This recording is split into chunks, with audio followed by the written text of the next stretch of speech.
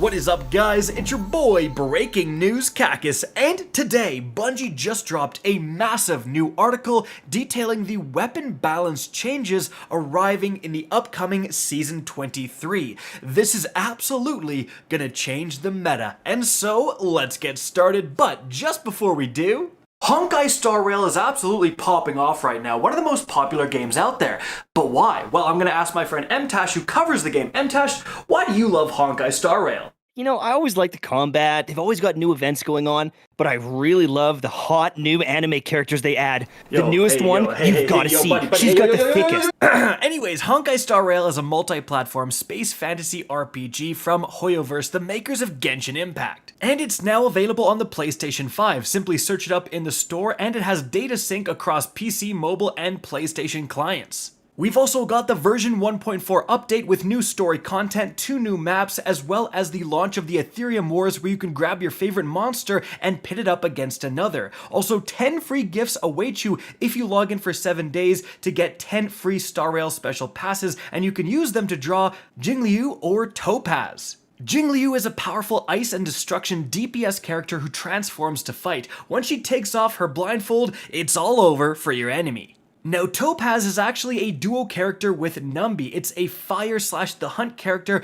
with superior single target damage. Her attacks mainly involve summoning Numbi for support and absolutely nuking your opponents. And if you think these characters look sweet, why don't you get them for yourselves? Download by clicking the link in the description down below and use these redemption codes on these dates in order to redeem Stellar Jade and potentially grab these awesome new 5-star characters. Guys, there's a reason everyone is jumping on the Honkai Star Rail train. It's time for you to get aboard. Alright, now first off, Bungie breaks down their intended goals with these changes, and you can read them right here. However, I do want to draw your attention to the example they use for auto rifles. They say that their intended role is mostly focused on ad clear, and then point number 2, they all use primary ammo for now with a winky face emoji. So that actually indicates that potentially we're going to have a special ammo auto rifle coming maybe soon. I wouldn't necessarily say heavy ammo auto rifle because that's just a machine gun, right? So that is actually pretty interesting.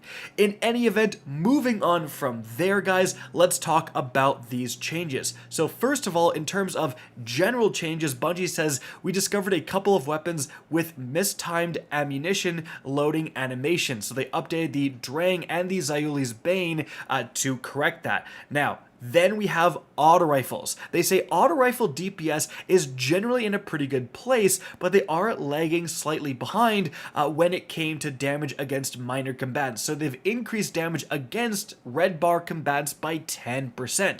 So expect your Rafusa's Fury to hit just a little bit harder.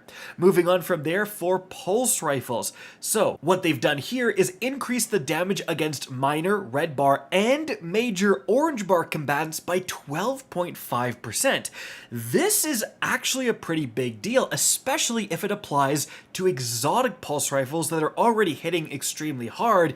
12.5% harder is actually gonna matter. Now, moving on from there, Glaives. Bungie has already stated that there's going to be a massive Glaive rework within Season 23 with additional special attention given to the 3 class-specific exotic Glaives. So what is actually happening? Well, first of all, we have some changes to projectiles. They say Glaive projectiles were generally just slow enough that they felt unreliable to use against fast-moving targets. So they've increased the projectile speed overall by 30%.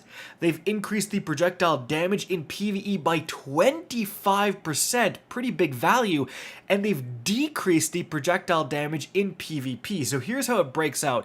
Aggressives deal 125 damage, adaptives deal 113 damage, and rapid fires, which is the new archetype that was introduced within the Ghosts of the Deep dungeon, those are going to do 101 damage. Next up, we have the Glaive melee, with Bungie saying the long delay between firing the projectile and being able to melee made Glaives feel clunky and unintuitive to use. So they've reduced the delay after firing before you can melee from 0.75 seconds all the way down to 0.2 seconds. This is like more than twice as fast. This is a significant increase, and yeah, they are going to feel a lot easier to use, and their overall damage is potentially just going to increase because now you can go shoot into a melee so much quicker and just build that damage faster. Moving on from there, we have the last section here on Glaive shields, with Bungie saying, relying on dealing damage with a projectile to grant shield energy was a choice made to limit the amount of uptime the highly damage resistant shields had in Crucible and endgame PvE content.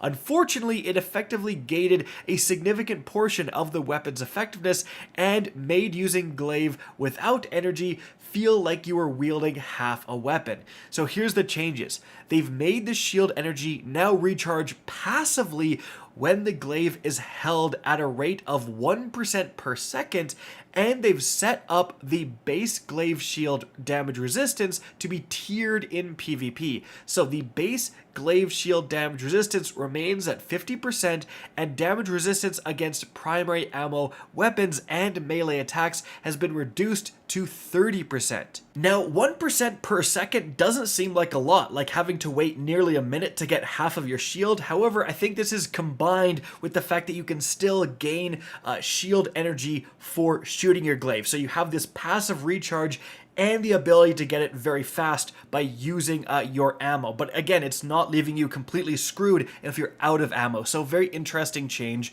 there.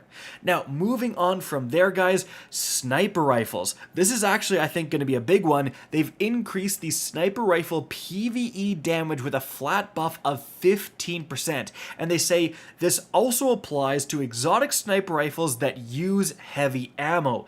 And I wish they would have used better wording here. What I think they're trying to say is it applies to all exotic sniper rifles, including the ones that use heavy ammo, so the Whisper of the Worm and the Darcy and stuff like that.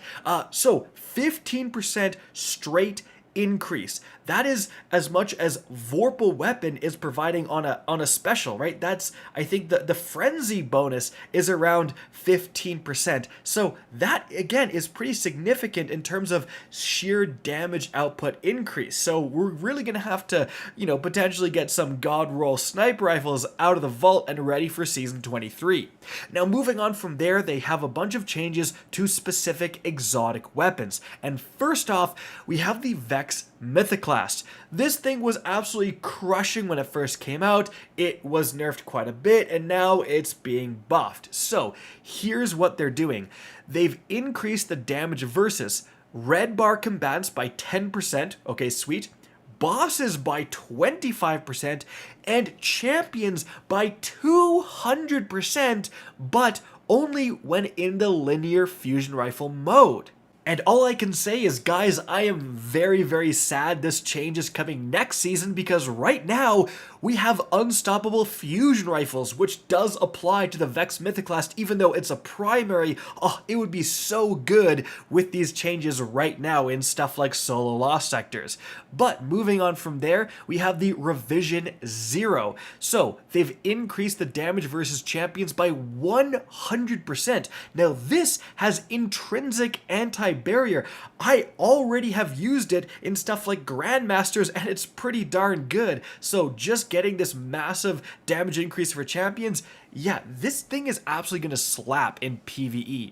Moving on from there, guys, we have the Thorn, with Bungie saying in Season 23, the Thorn will be getting both a catalyst to bring its strength up in PvP and a change to the base behavior to make it more fun to use in PvE. So now, picking up a Remnant can overflow the magazine up to 40 rounds max. That's really going to help in PvE, and then the Catalyst is going to do the following. Plus 20 range, that's a significant amount, plus 10 stability, and getting kills or picking up a Remnant grants additional range, handling, and mobility. Yeah, 20 more range and stability, and even more range when you get a Remnant. The Thorn is going to be a PvP monstrosity next season. Jeez.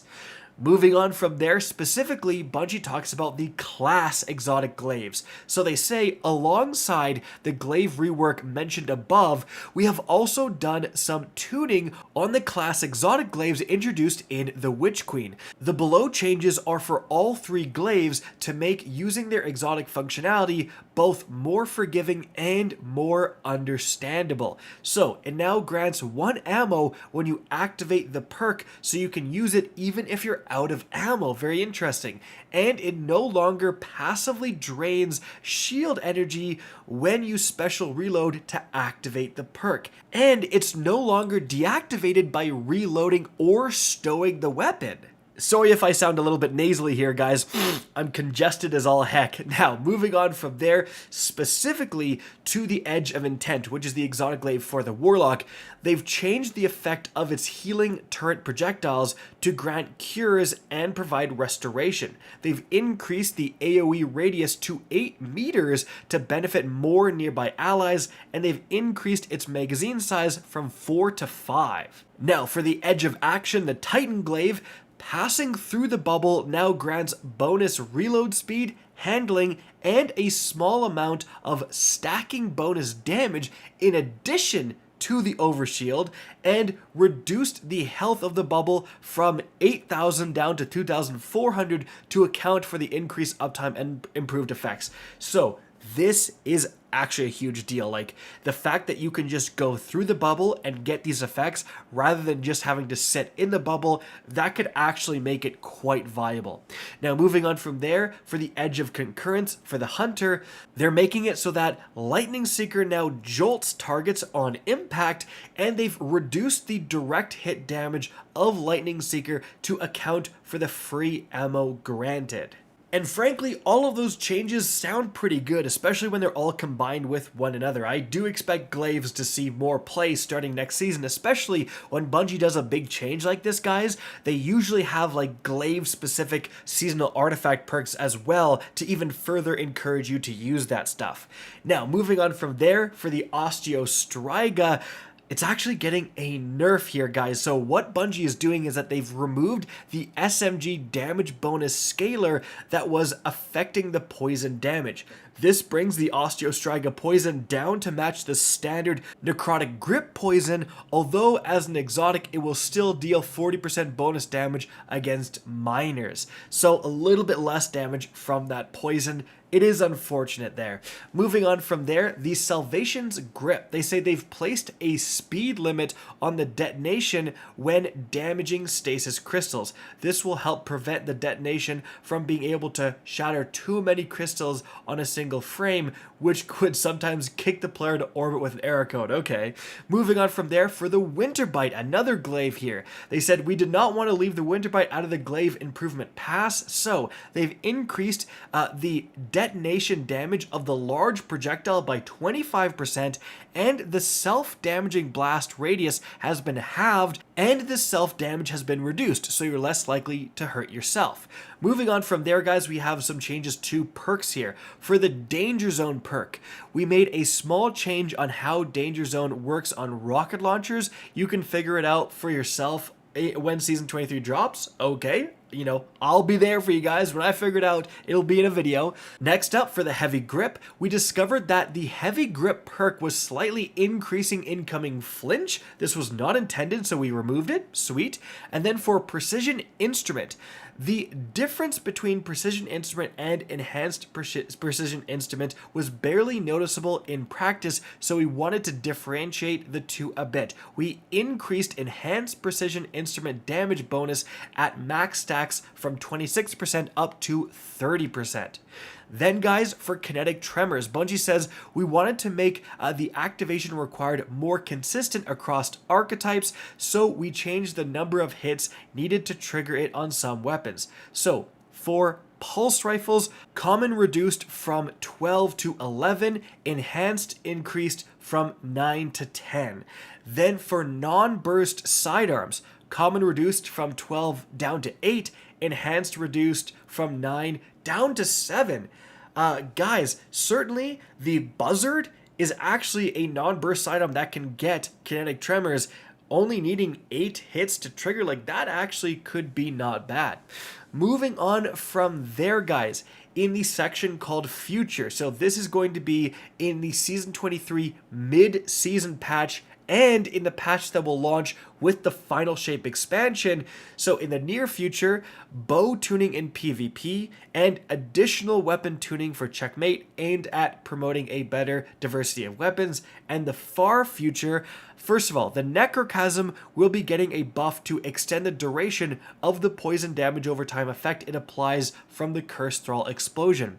It will also have a new catalyst called One for Thrall, which grants a moderate period of increased damage, range, and aim assistance after you damage 3 enemies in quick succession.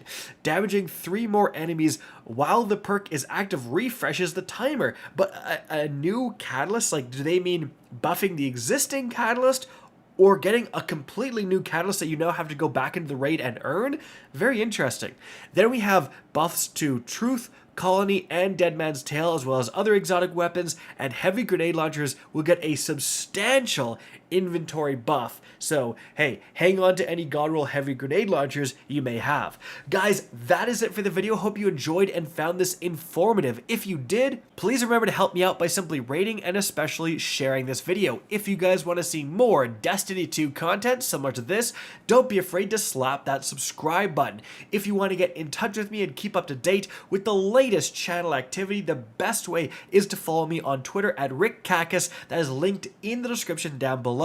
Again, I hope you enjoyed the video, and as always, have a good day.